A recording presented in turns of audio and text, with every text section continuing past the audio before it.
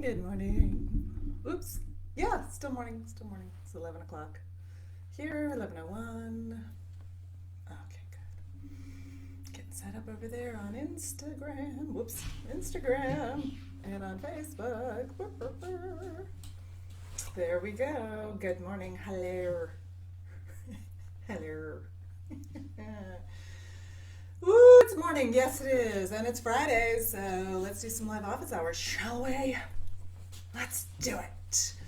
If there's a little bit of distraction in the background, that would be my new little kitten, whose name is LittleBabyJackReacher Coates. Hey, Jess! LittleBabyJackReacher is very good at being a kitten. He's just very, very good at like biting things and like scratching things. He's very, very good at playing and launching his whole body toward things, and like he's just very good at that. He's also very, very fluffy. Very fluffy. He's a Persian mix and he is friggin' ridiculously gorgeous. I love him so much. Hey. Alrighty. Hey, so Dr. Shannon Coates. Hey. And I am a singer, I'm an educator, and a maximizer of voice pedagogy. Pedagogy maximizer, let's say that. I develop resources and classes mostly for independent voice teachers, but for lots and lots of teachers and folks who teach and coach voice. So that's what I do. That's who I am. My pronouns are she, her, or they, them. I am grateful to live and work on the traditional lands of the Haudenosaunee, the Anishinaabe, the Mississauga, and Wendat Neo-Ensio peoples. Here in a little town that is about an hour north of Toronto in Canada. That's right, Canada. So if a little A sneaks in there, that would be why. It's a little bit of that thrown in there. And also, the self-deprecating humor.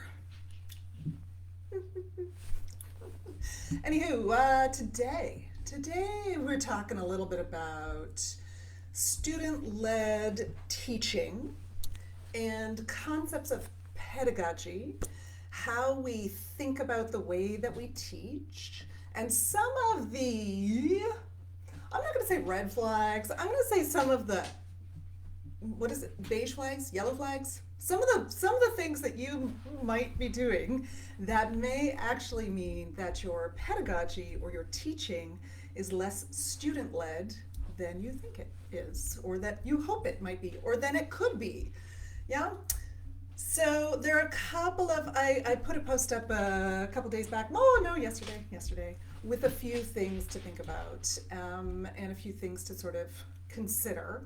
Let me talk first of all about some of the things in classes in our education system, in courses that are developed. I develop courses and classes. In our courses and classes, maybe some of the, institutions you may go to in the summers, for example, and let's talk about some of the things that are supposed to be good educational practices, that are supposed to be good pedagogy, and let's talk about things we might do instead, or that we might look for, or that we might implement instead, that may be more student-led and less teacher-centric, yeah? So one of the things that I think that comes up all the time and that I see regularly, and that I have done as well, is developing learning outcomes. Before you've even met the singers or students that you're working with in the class. What? So this is something when I've done a couple of educational courses, a couple of courses offered through academia about best teaching practices, and a couple of courses when I first started to teach at undergraduate voice pedagogy at universities in Southern Ontario. One of the universities offered a sort of intro to teaching kind of 3 or 4 day seminars, wonderful, very interesting, very informative. And part of what they talked about, this is going back 10, 15 years, it's going back a while. One of the things that they talked about was how to set up a syllabus, how to structure a course for sort of optimal learning, etc. And one of the things that I learned in that course was how and why to set learning outcomes in your syllabus and for your course. And so this is the learning outcomes, the idea of developing learning outcomes is quite embedded in our educational system. It's quite embedded in academia, especially where folks choose courses often, LittleBabyJackReacher, just up on my piano there. Where folks choose courses, and also myself, as I developed and taught courses for universities, often you are required to submit your syllabus to the head of the department, and the syllabus must contain learning outcomes, assessment rubrics, dates of assessments and types of assessments, all that stuff. So the syllabus must contain, these sort of blocks of learning and or assessment. And that then translates into some of the courses we might take as learners, voice teachers, voice coaches, we might take out in the wilds, out in the real world, that then translates and comes over into a lot of the courses that are developed for voice teachers to take that are outside of academia, that are training and wonderful courses that are out there for us to further develop our pedagogy. And that also the idea, the philosophy of knowing in advance and deciding in advance what the student, the learner, the singer we're working with is going to get out of the learning, and articulating that also then seeps into our one-on-one voice teaching, right? It seeps into our studios, it seeps into our learning spaces. We have this sort of understanding that good pedagogy or good education, effective education, requires the educator, the expert, if you will, to know in advance and to be able to articulate to the learner what their learning outcomes will be. And I think if you have followed me or worked with me at all, you will hear in my language what may be problematic about this, or what is less student-led, perhaps, about this philosophical underpinning, and what I'm challenged by with that understanding. So the understanding that I, as the voice teacher, or as the course director, or as the course class developer, has an idea of where the student, singer, learner may go and what they may get out of working with me, being in the class, doing the course, that is valid. That is a great way to build a course. That is an internal, and to work with singers, that is an internal, but I would offer that is an internal intentional conversation that we want to have with ourselves around what are the possibilities, what do I offer, and allowing those possibilities to trickle down into the course as we're developing the course, as we're working with singers, and influence the way that we work with singers, because we're working toward what do I offer on a large scale. So on a larger philosophical, meta, if you will, understanding. And when we translate learning outcomes to, the learner will be able to describe X, Y, Z. The learner will be able to, at the end of this course, the learner will understand various methods of X, Y, Z, and be able to implement X, Y, Z. At the end of this, when we put it into the voice studio and we say, well, at the end of working with me after 3 months, you will have extended range. You will have more XYZ in your voice. You will be able to do blah, blah, blah. All of the folks online who are like, I will fix your issue. Do you have this issue? You just need to take my method and your learning outcome will be that you are able to do blah, blah, blah. Okay. That's fine. That is 100% teacher-led, yeah? Those specific learning outcomes are teacher-led. And also very valid to understand those and understand what the possibilities are in advance of offering a thing. Absolutely valid. Internally, to understand what I can offer and what the possible outcomes may be, valid. Absolutely. However, if we are talking about student-led pedagogy and the philosophy that underlies student-led pedagogy or self-directed learning or all of the things that, developing agency, allowing for learning, developing our own voice in the voice studio, for example, and what we want to say. The learning outcome for one-on-one voice lessons, the outward facing, and also the thing that I think we need to be really clear about for ourselves as voice teachers and as the position of expert, the learning outcome is actually that you will know your voice and be able to make decisions about your own voice. That you will have options to work with your own voice, to assess your own voice, to assess the success or efficacy or efficiency of how your own voice works. That's a learning outcome I can get behind. That then, do you see how that is a broad learning outcome? And that then encompasses what is the singer, what am I actually offering to the singer versus specific things that I'm going to offer to the singer, right? Or you will understand, basically the thought that you will have options so that you will be able to do with your voice what you would like to do. When we're talking about a classroom situation, I would offer that until and unless we start to create space for co-developed learning outcomes, especially when we're working with adults, especially my friends, especially when we are working with grown-ass adults who have been teaching voice or coaching voice, or who haven't, but grown-ups who are coming into an institution, a summer program, et cetera, to develop their pedagogy, to develop their teaching. What does it say when we say, here's what you're going to learn? It says that I have decided in advance what you need, and yeah, maybe we'll develop some things, we'll give you some choices, blah, blah, blah, but I've decided in advance the information you need to be the most effective pedagogy, the most effective voice teacher or coach. What happens in the VPUD?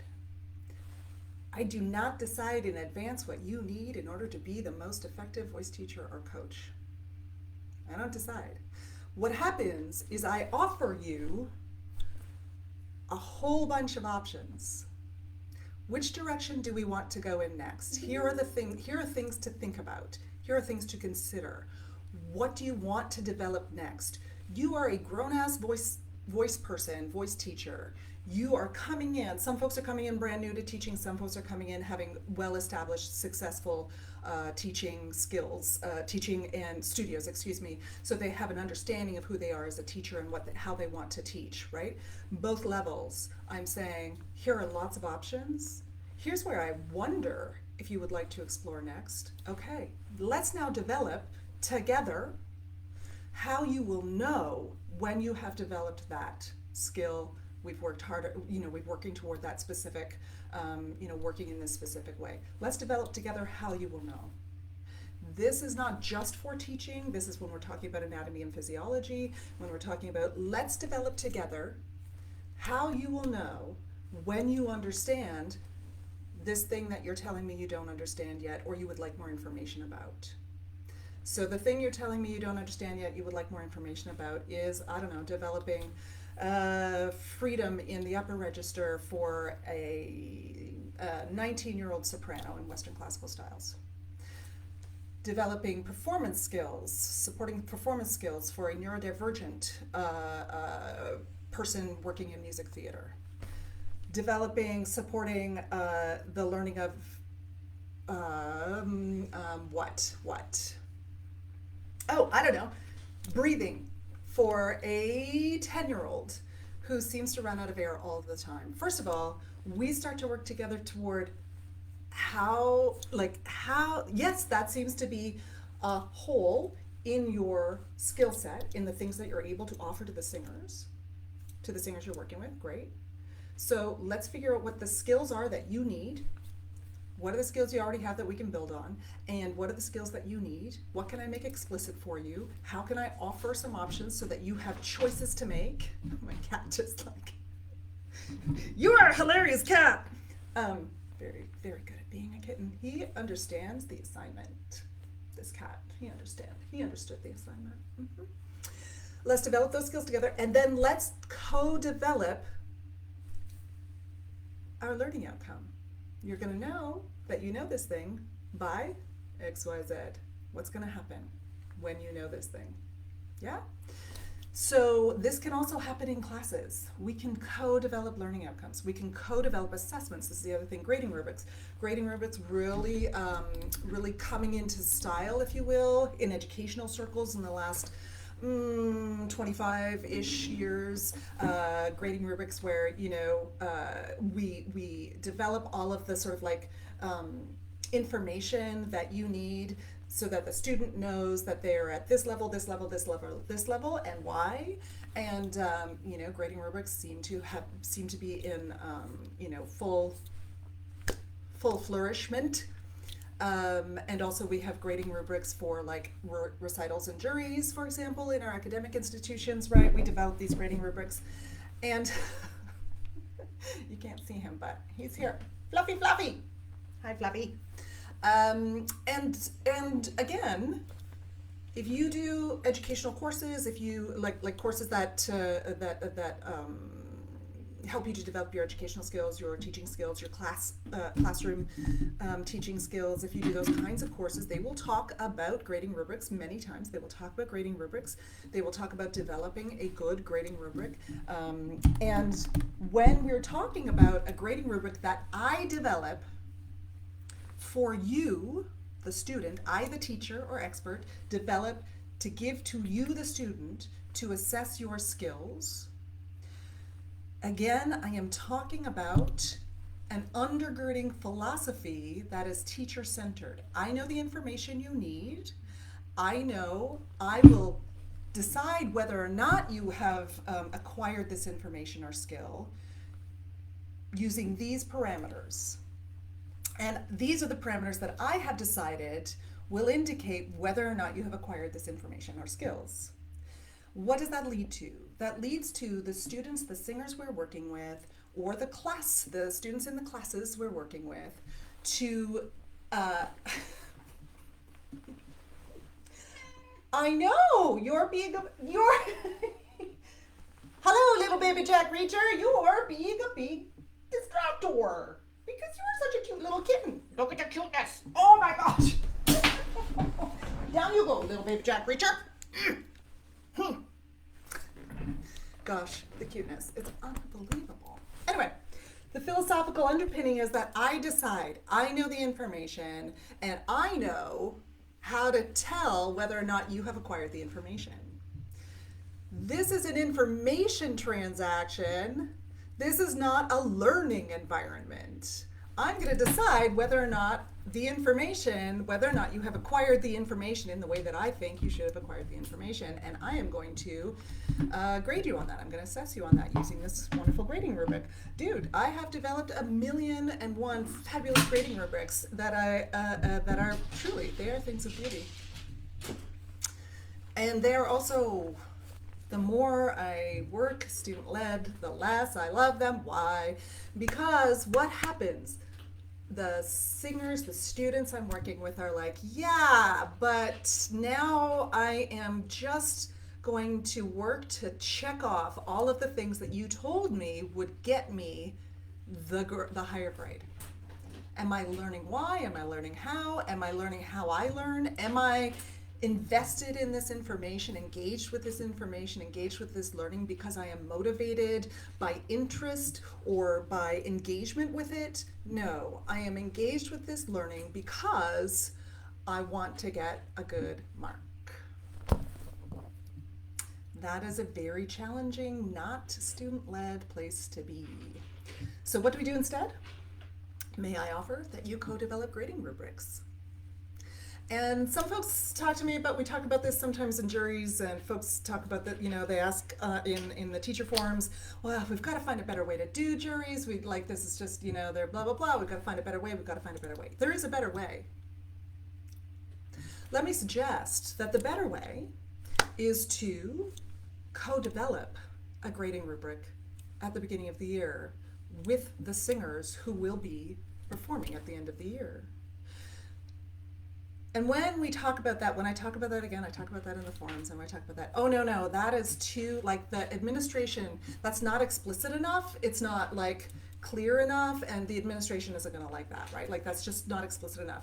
May I suggest that in fact it is more explicit, it is more clear for the student? May I suggest that the grading rubric you come up with will in fact be more explicit? I already said that, you're welcome. I'm just saying it again for emphasis. It will be more clear, more explicit, and a far more useful tool. Here's what that looks like. I get in a room with, I don't know, all the folks in my studio, or maybe all the singers in the department, I don't know, however you want to work it. I get in a room, maybe just one, and we start to say, what are the things that are most important to you as a singer and performer? Okay, that I have good breath control. Perfect. Let's write breath control down. How will you know that you have good breath control? What does that look like in your body? How will I know, how will I be able to assess that you have good breath control? Ooh, that starts to get really, really challenging, doesn't it? Because then the singer, not only, that starts to get, I've got to get explicit about some things, right? So then not only do I decide, not only am I just using my experience, etc., to decide how you're going to show me that you have learned breath control, you then as the singer, as the learner, need to start to be explicit about what that actually looks like in my body, and I'm going to start to be able to tell you what that looks like in my body. I'm going to draw attention to it. I'm going to have the attention on that, and I'm going to start to be able to then work toward it in a way that is not just all external. You tell me when I have good breath control. Because I start to be like, oh wait, that's not the thing that I wanted, right? I remember I articulated that good breath control feels like XYZ and sounds like XYZ in the sound. So now I know that I didn't quite hit that target. Let me try that again. Let me see if I can hit that target. Let me see if I can get there. And I start to be able to have tools to assess my own learning. I am not dependent on you to tell me whether or not I've learned the thing, according to your external standard. We develop the standard together. The thing that makes me the expert or the teacher is the fact that I can offer options, and I can start to support you. I can offer some options. Well, maybe breath control, good breath control. I'm going to put all good breath, I'm going to put good, I'm going to put control, I'm going to put all that stuff in big quotes. But anyway, maybe good breath control looks like feels like a continuous stream of air moving through your body. Maybe good breath control feels like, in your body. Maybe good breath control sounds like a consistent tonal outcome that is that you're able to extend over the length of a phrase. Maybe those are some options that you might think about. And then what does the singer do? The singer says, oh yeah, put those things down on the grading rubric. Or I'll just take those things as part of my grading rubric, and then I will start to work toward those things. And then my role as the expert, as the voice teacher, is to give you options to develop those things and to keep asking you, hey, did that feel like you had that extended? Okay, let's work toward that then. What other things would you like to do to extend that sensation in your body? Yeah? What exercises do you know that might help you to find that sense of good breath control that you have told me feels like XYZ? What are some other things that might go on a Western classical jury grading rubric? How about, I don't know, Balanced registration. What the hell does that mean? I mean, I understand what balanced registration means. I understand when I may be listening to that and when I may not be, as a teacher and as someone who might be, grading something like that. I understand what that might mean. And my understanding of it may be different from someone else's understanding of it. So what's the most effective way? And also, anyway, what is the most effective way to develop a grading rubric that has something like balanced registration on it? I work with the singer and I say to the singer, hey, that's an important thing. You're telling me that's important for your singing, balanced registration. Amazing. What does that feel like in your body? What does that sound like in the sound? How do you know when you have balanced registration? What does that mean to you? So what does that mean to you? How do you know becomes their starting place for being able to develop their own assessment process around what balanced registration is in their own bodies.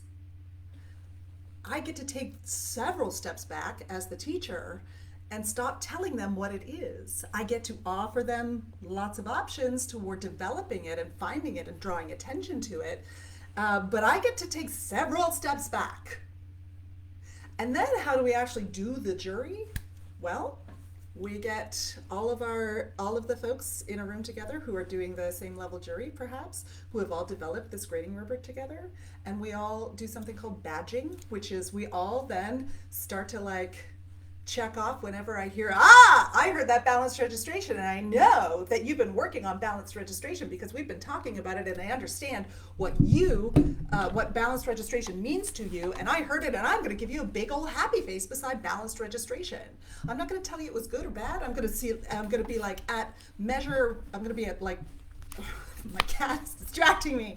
Gosh, you were such a good little kitten. You really understood the assignment. Good work. I'm going to note at, 3 minutes in on this vowel, I heard balanced registration. Or XYZ song was super balanced registration, right? So then I'm using the grading rubric as a celebration of the work you have done rather than a punitive assessment. And then we all get to decide together, where am I in the learning process? And then we put a grade on that because we have to, but in our systems. But do you see how, as well, hopefully I'm being clear enough. I am a little distracted by this kitten. I also want to sing the Lion King song every time I hold him up like that. Whatever I don't know the words. Hi, little boy. So, grading rubrics, learning outcomes, we can do them in a different way. The reason I'm talking about grading rubrics is not only because I think that we want to reassess how we use those in classrooms and learning outcomes and how we use them in courses and classes, but because the philosophy behind assessing in this way trickles down into independent voice studios, right? The philosophy that undergirds the use of those tools as effective teaching methods, the philosophy trickles down into our independent voice studios. So what happens in the independent voice studio? So I might give you a grading rubric that's in my mind, where I'm like, well, yeah, your balanced registration was better, and your that mixed belt was definitely more mixed.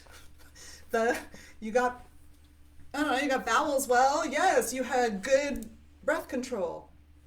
Those are all just words coming out of my mouth because I have decided that I understand better than the singer what is happening for them and what their tonal outcomes should be.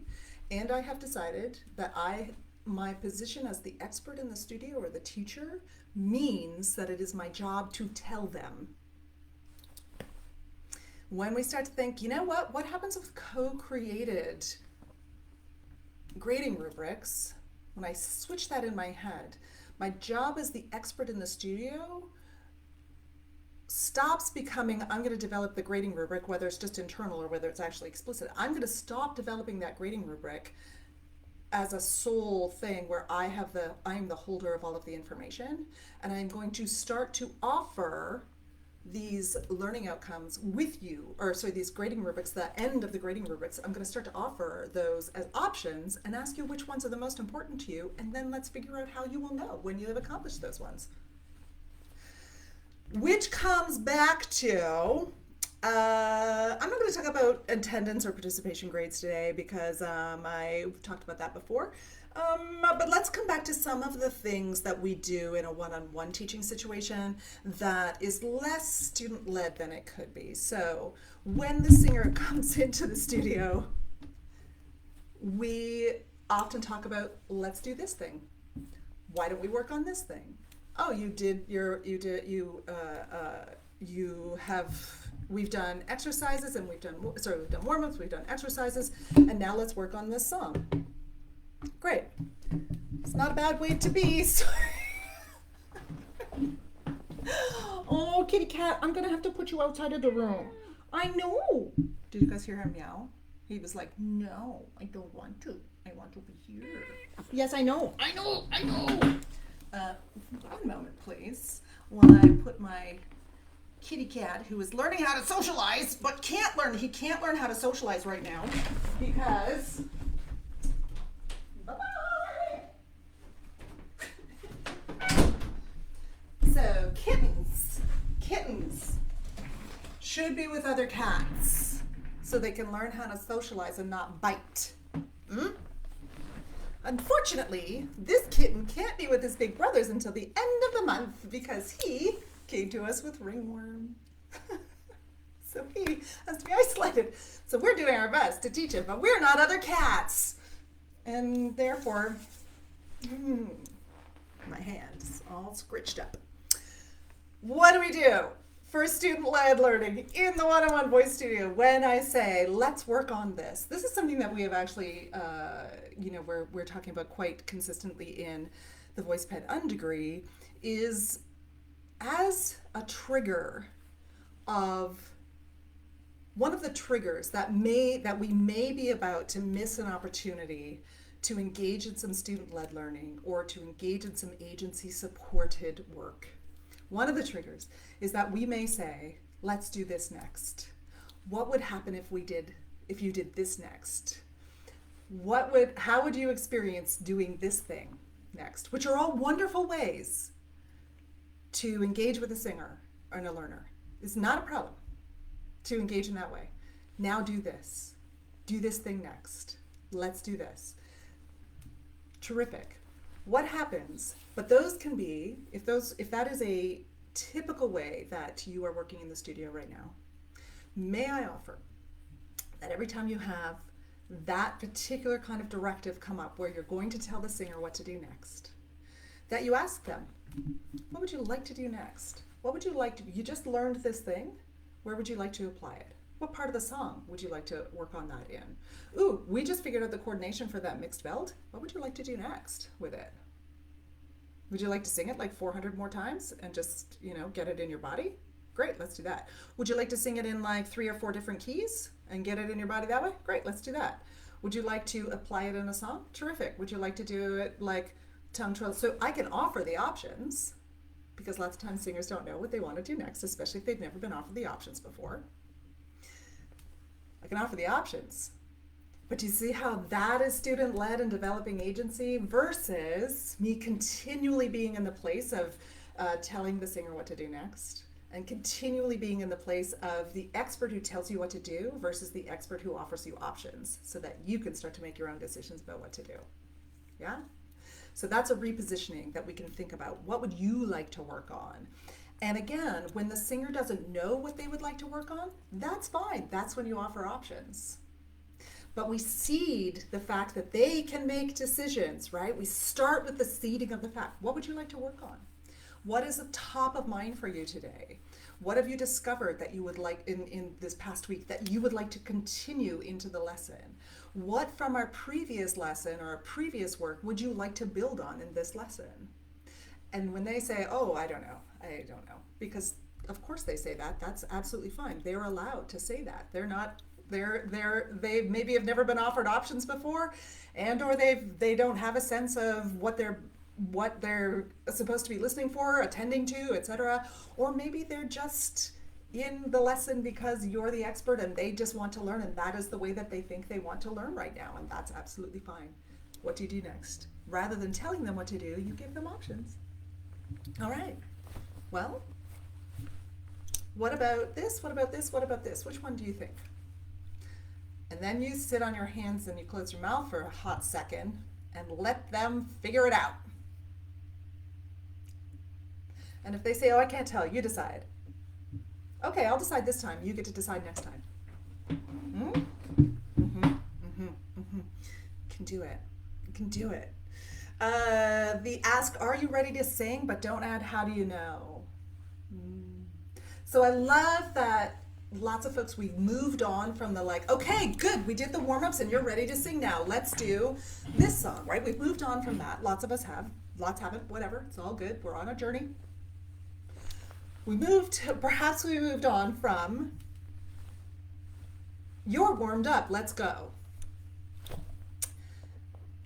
And so we're asking, are you ready to sing? Do you feel ready to sing? Yeah? What would you like to sing? We're in that mode. If that is the mode you're in, let me offer that the next question is, ooh, how do you know? So, you feel ready to sing? Amazing. How do you know? What? What do you mean? How do I know? Again,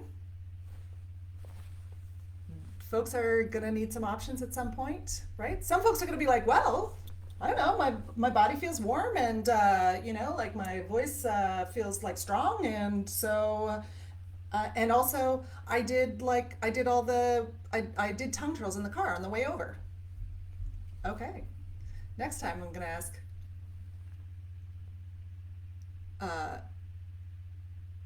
what did the tongue twirls do for you?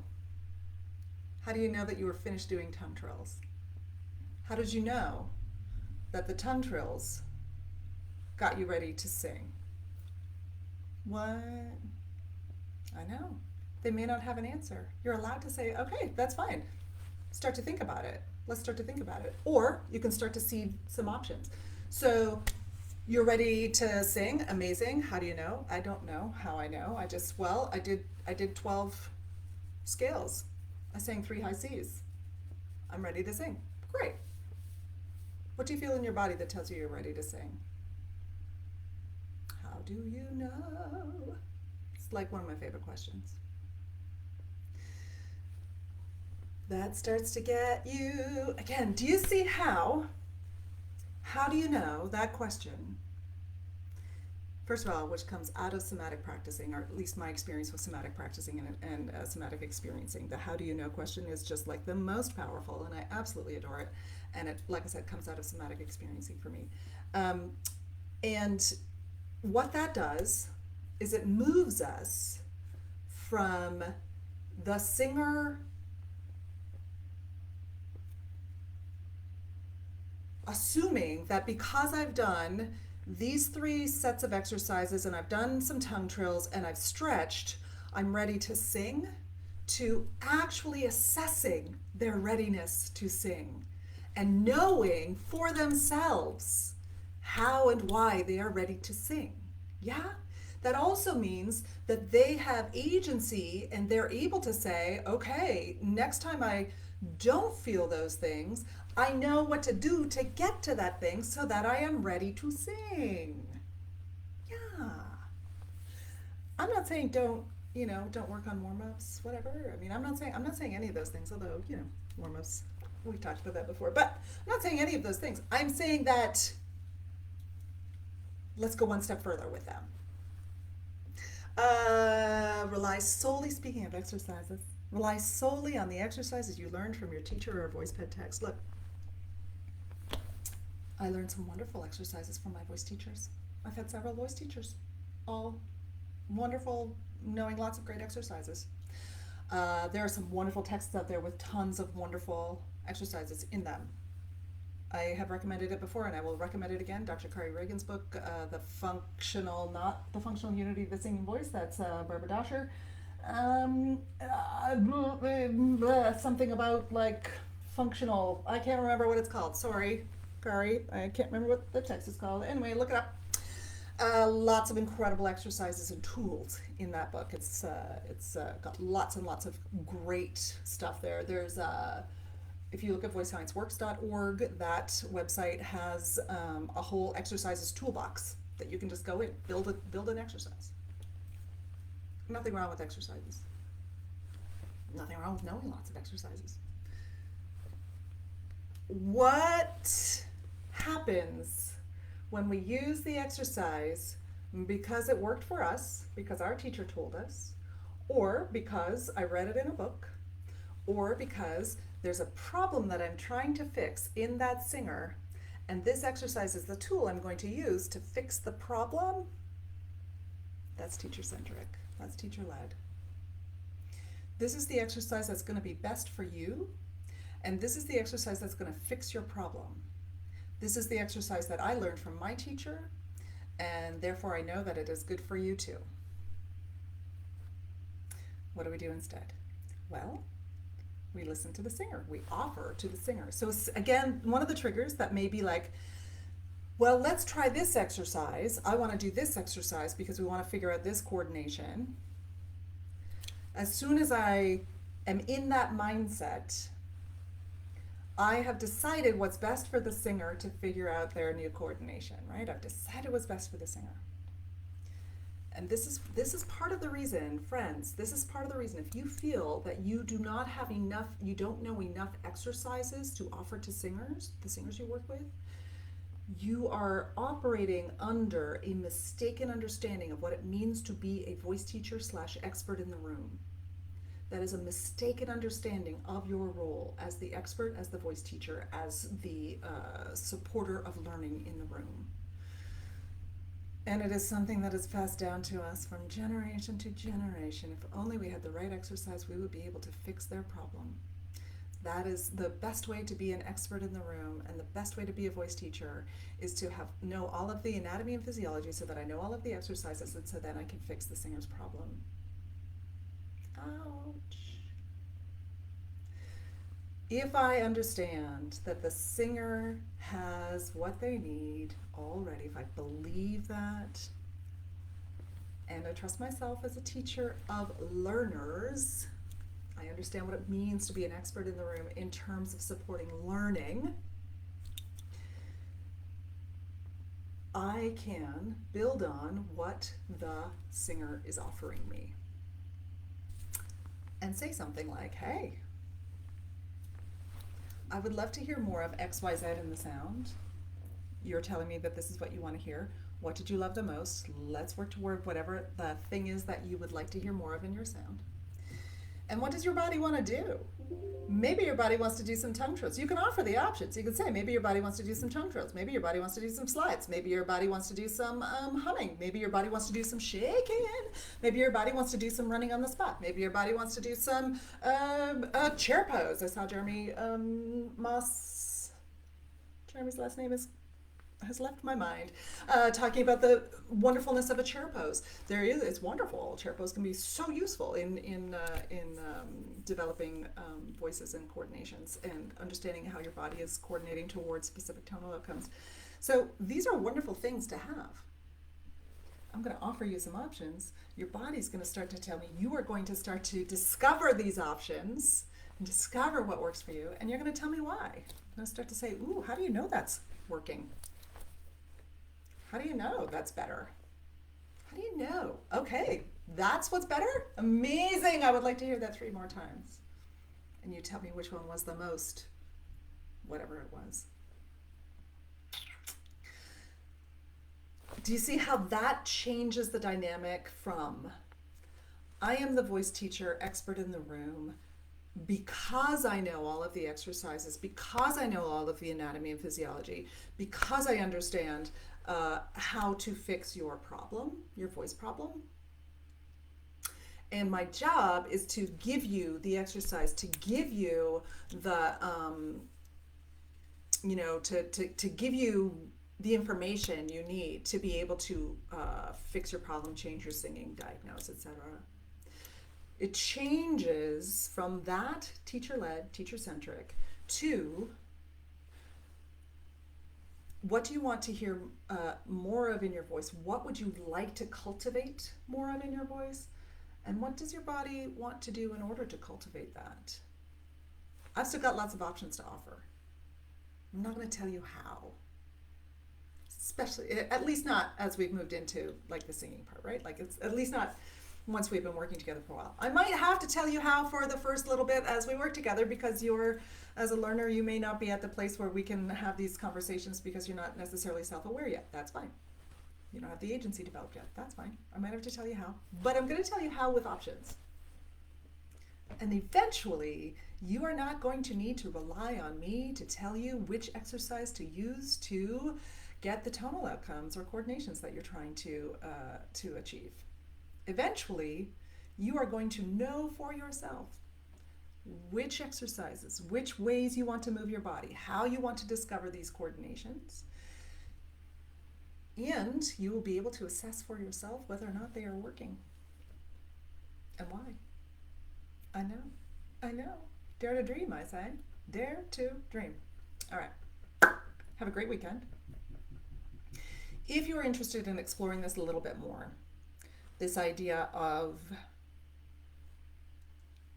not giving exercises, of not telling singers what to do, and of not being in the diagnostic position in the voice studio, I have brought back Diagnostics 101, the class that I did in, I think it was in December last year. It's coming up at the very end of February, first week of March, if I remember correctly. And I'm adding workshops. So we're going to do the class. It will be recorded. You can watch it later. Folks who did the live class last time will have access to that recording. And then I'm